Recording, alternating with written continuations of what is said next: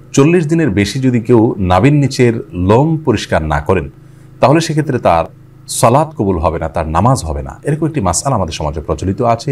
কোরআন এবং হাদিসের আলোকে এটি কতটা সঠিক আমরা সে বিষয়ে জানার চেষ্টা করব। প্রথম কথা হলো, হাত পায়ের নখ ছোট করা, গোপ ছাঁটা ছোট করা, বগল এবং নাভির নিচের পশম পরিষ্কার করা, এটাকে চেঁচে ফেলা, এটি সকল নবী রাসূলগণের প্রতি আল্লাহ রাব্বুল আলামিনের পক্ষ থেকে আরোপিত কমন একটি বিধান ছিল।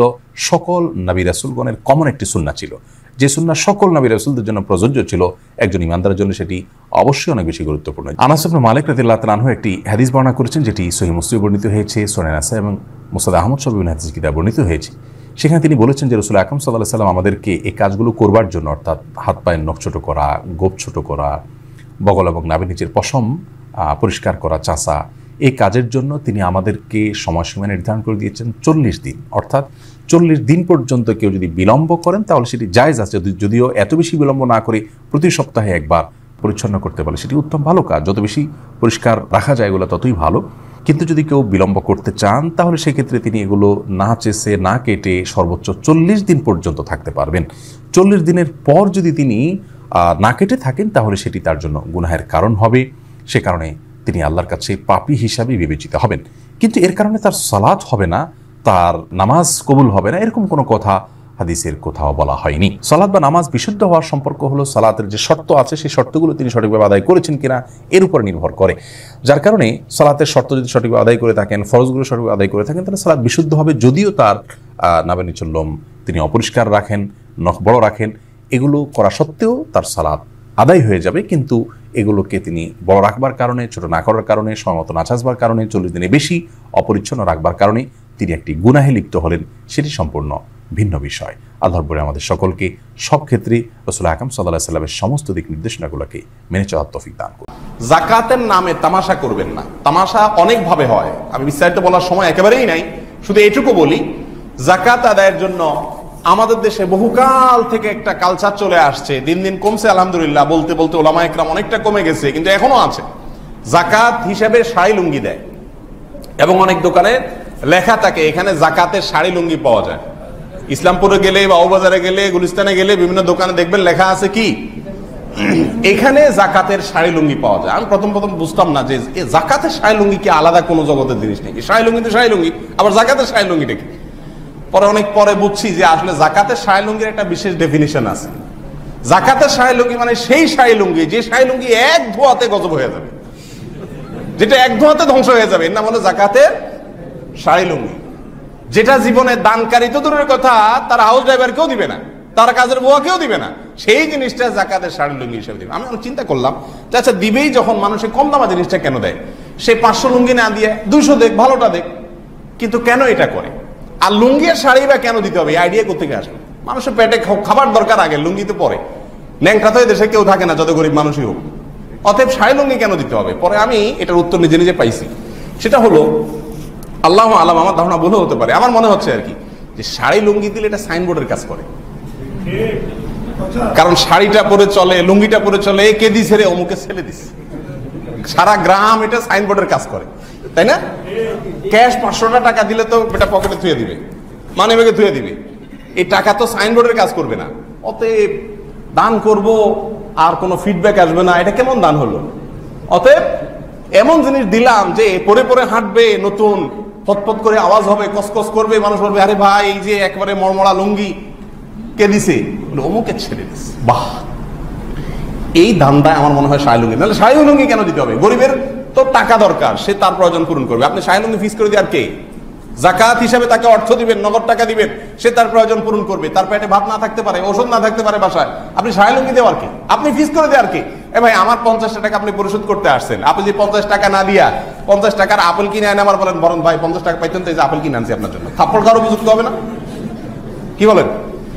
আরে ভাই আমি আপনাদের 50 টাকা পাবো, আপনি আমার টাকা ফেরত দিবেন, আপেল কিনবো না চাউল কিনবো, এটা আমার ব্যাপার, ঠিক না? ঠিক। গরিবকে আপনি টাকা দিবেন, সে তার প্রয়োজন পূরণ করবে, আপনি লুঙ্গি আর শাড়ি কিনে দেবেন, সে ধর যাকাতের টাকা। আচ্ছা, এরপরে আবার কম দামাটা কেন দেয়? সেটারও একটা কারণ আমার মনে হয় আছে। এটা আমার নিজস্ব ধারণা, ভুল হতে পারে। আমার মনে হয় যে কম দামাটা এই জন্য দেওয়া হয় যে ধরুন তার বাজেট হলো যে থোক জাকাত দেয়, তো জাকাত তো হিসাব করে পাই পাই করে বের করে দেয় না, সব তো টাউটগিরি। গোটা সমাজটাই টাউটে পরিপূর্ণ হয়ে গেছে। আমরা ধর্মের নামেও টাউটগিরি করি, সব জায়গায় তো টাউটগিরি করি, আল্লাহর সাথে টাউটগিরি করি।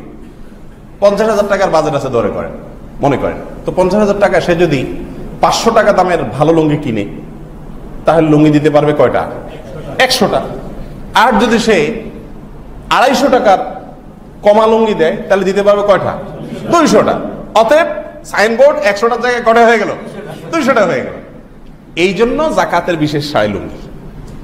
আল্লাহ তাআলা বলেছেন, লান তানালুল বিররা হাত্তা তুনফিকু মিম্মা তুহিব্বুন, 4 নম্বর পারার প্রথম আয়াত। তোমরা ততক্ষণ পর্যন্ত কল্যাণের অধিকারী হতে পারবে যতক্ষণ পর্যন্ত তোমার সবচেয়ে প্রিয় জিনিসটা আল্লাহর রাস্তায় দান না করবে। সবচেয়ে প্রিয় জিনিসটা আপনি নিজের জন্য যা পছন্দ করবেন, অন্যের জন্য তা দান করবেন, অন্যকে তা দিবেন। এটা না করলে হবে না। এমনকি এই যে আমরা আমাদের বাসার কাজের লোকদেরকে খাবার দিই, অনেক বাসা বাড়িতে আছে তার জন্য আলাদা রান্না হয়, আছে না নেই?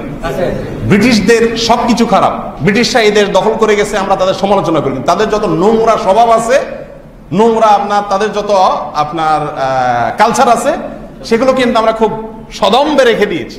তমল থেকে এটা একটা জাতপাত ভেদ করা, যে না আমি যেটা খাবো আমার অধীনস্থ সে খেতে পারে না। আর রাসূল আকরাম সাল্লাল্লাহু আলাইহি ওয়াসাল্লাম বলেছেন, তুমি তাকে তাই খাওয়াও যা তুমি নিজে খাও, তুমি তাকে তাই পড়াও যা তুমি নিজে পড়ো। তোমার বাচ্চার জন্য যা কিনো তার বাচ্চার জন্য তা কিনো। এটার জন্য একটা বড় কলিজার দরকার হয়। ছোট লোকদের জন্য এগুলা, ছোট লোকরা এগুলো পারে না।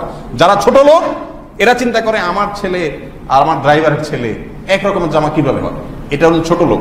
আর যাদের মনটা অনেক বড়, ওরা এভাবে দেখে যে আমার ছেলেও ছেলে, তার ছেলেটাও ছেলে, অতএব আমার ছেলের জন্য যে দামের কিনবো তার জন্য একই দামের কিনবো। এটার জন্য একটা বড় কলিজা লাগে।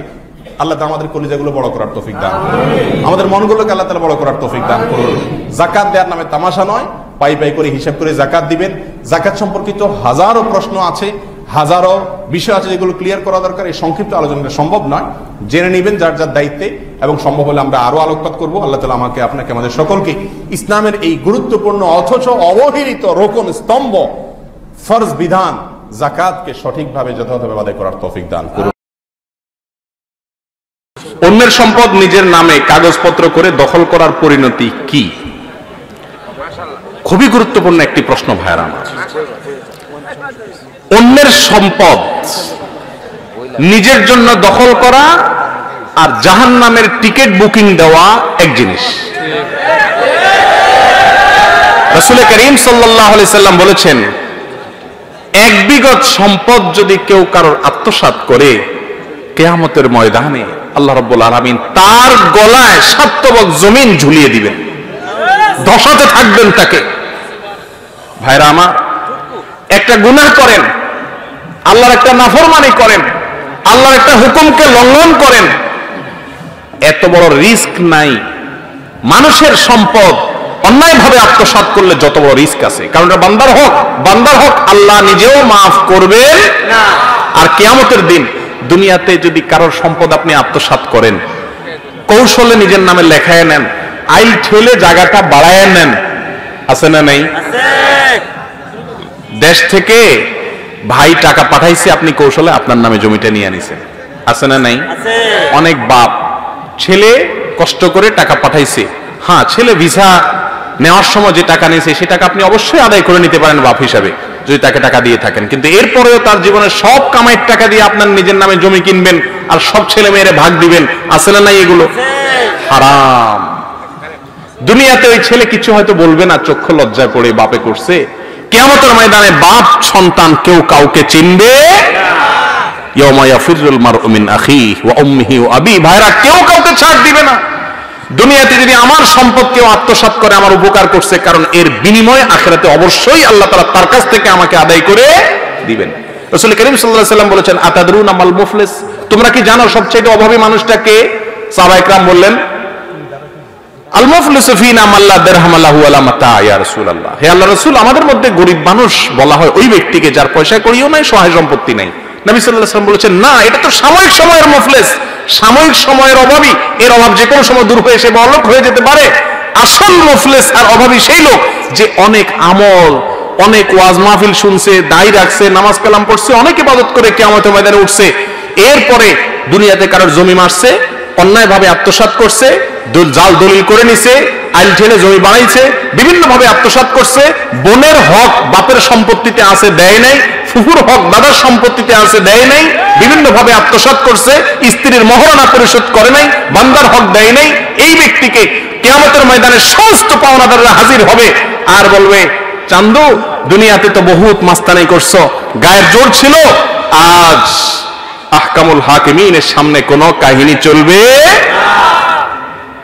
তখন কি হবে? জমি তো আর নাই, দিবে কি? তখন আল্লাহ তাআলা বলবেন, যত আমল করছো, যত কোরআন তেলাওয়াত করছো, যত নামাজ পড়ছো, যত তাসবিহ পড়ছো, এই সবগুলা থেকে পাওনাদারকে দাও। দিতে দিতে দিতে আমল শেষ, কিন্তু পাওনাদার এখনো আছে। এবার কি হবে? পাওনাদারের গুনাহের বোঝা মাথায় নাও, নিয়ে এরপরে জাহান্নামে ফেলে দিবেন। ভাইরা আমার, তাসবিহ টেনে কোরআন খতম পড়ে কোনো লাভ হবে না যদি মানুষের হক মারেন। কথা কি বুঝাতে পারছি?